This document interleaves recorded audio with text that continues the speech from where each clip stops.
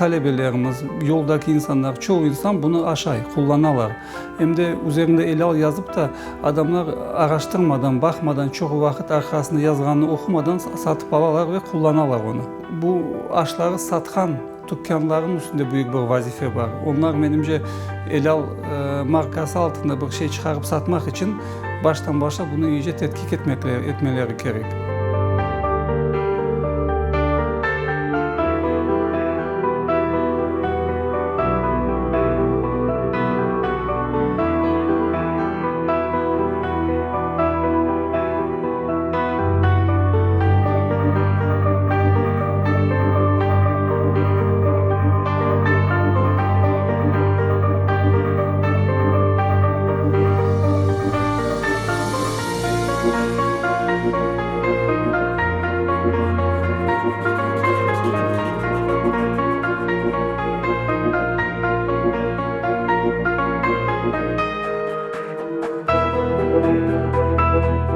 Мы допустили такую опечатку, просто там на самом деле нету сердца свиного.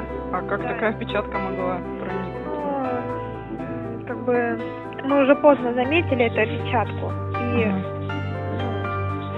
выходит так. Мы сейчас готовим стикеры и будем заклеивать новыми стикерами этот состав. Вот. И приоритетным стикером заклеивать. Ну, уже как бы пленка у нас лежит, ее много, и поэтому выход один будем заклеивать стикерами.